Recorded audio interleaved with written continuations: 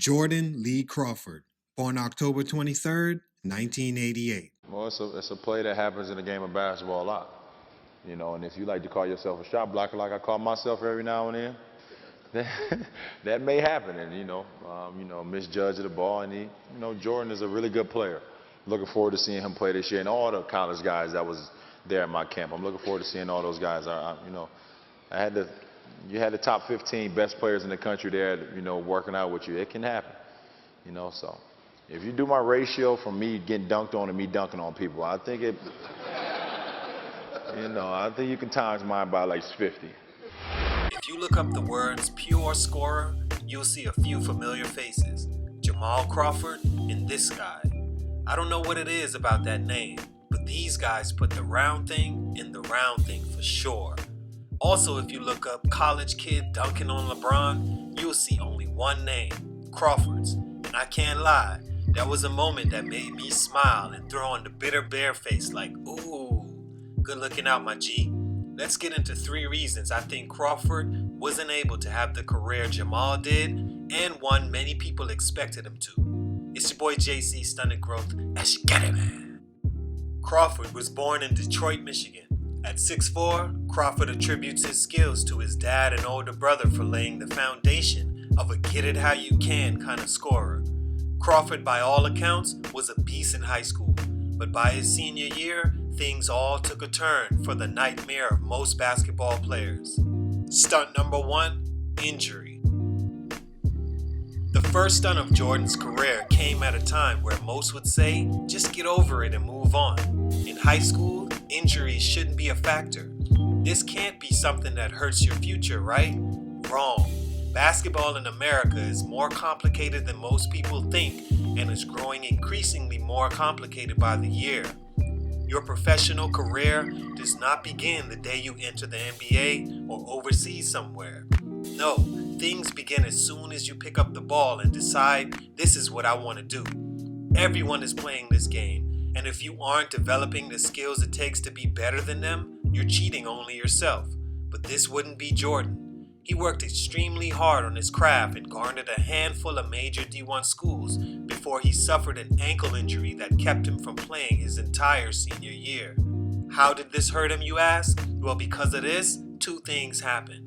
1, he wasn't able to be placed in the situations he needed to in order to develop his skills on a pro level. Things like decision making, teamwork, being under control, and winning. 2, it didn't allow him to rack up the accolades some of his contemporaries did, like McDonald's All-American, Player of the Years, Slam magazine covers, and shit like that. That kind of stuff builds your brand and allows more schools to recruit you, giving you more options to choose from. Jordan would leave high school with none of that and had to settle for a school in Indiana where he wasn't their target player like Eric Gordon was. We'll see how that would hurt him later. Actually, right now. Stunt number 2, valuable missed time. At the time Crawford enrolled at Indiana was the same time the NCAA had begun to investigate Indiana coach Kelvin Sampson for recruiting their number 1 target, Eric Gordon, unethically. Eric had verbally committed to Illinois and later reneged and decided to go to Indiana. The NCAA would find Kelvin and the school accountable for violations and would put them on probation following Crawford's first season. What does that mean? Well, for Crawford, it would mean the school couldn't recruit better players to play with him, leaving him to be on a team likely to get no exposure and get nowhere as far as wins, leaving him with only one decision, to transfer from the school. In the 2007-2008 season, Crawford averaged just under 10 points per game, 3 rebounds, and just 2 assists. Those assists per game numbers will be a vital stunt in his growth. Crawford would later transfer to Xavier University, where he would have to sit out a year before he even began to see the floor. Redshirting can be a blessing for some and a real setback for others. In Crawford's case, I think it both helped him and hurt him. Hurt him because it made him a year older than other prospects come draft time, and also this was another year of competition he was going to miss.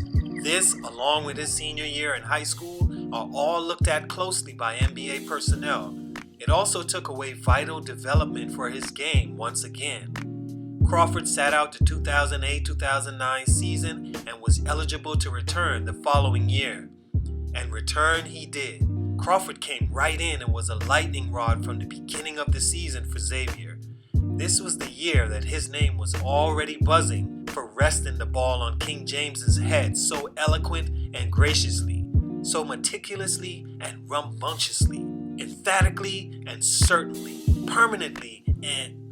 Alright, let me stop. You already know how I feel about Pawn James. Crawford led Xavier and the Atlantic 10 in scoring at 20.5 points per game, with 46% field goal shooting percentages. He was first team All A-10, made it to the Sweet 16, where they lost to Kansas in a game many call the game of the year. He had 32 that game and hit the game-tying 3 to send it to a second overtime. Dude was a flat-out scorer, man, but he was missing one important thing. Stunt number 3, a gift and a curse. Shout out to the homie YRN Swayze, man. We both agreed on the point that Jordan was just too much of a pure scorer that never developed the skills of getting others involved.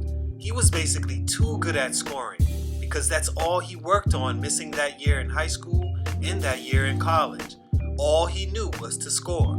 Jordan was now 22 years old and declared for the NBA draft, where he was selected with the 27th overall pick in the first round. And this is another way missing all those moments in his career hurt him.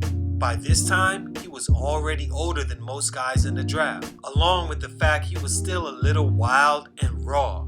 But he was flying high from the momentum of so inconspicuously and infaticiously. Alright, spell check, let me know that shit ain't a word. Let's move on. He had tons of momentum, so he was able to be a first round draft pick, and on his way to Atlanta he went. He would not even spend an entire season there before being traded to the Wizards, where he had the best years, averaging a career high 16.4 and 14.7 in his 2 seasons there. Having still only know how to score pretty much, he became a journeyman throughout his NBA career, averaging just 3 assists per game. He would also spend time in Germany, the D-League, and China, where he scored 72 of his team's 104 points in a game. China is like 2K for real. Shout out to everyone that requested this guy. I've always thought highly of him, and I think he should still be in the league somewhere. He's only 30 years old, and so maybe he'll get a shot again one day. It's your boy JC Stunted Growth, and I'm out.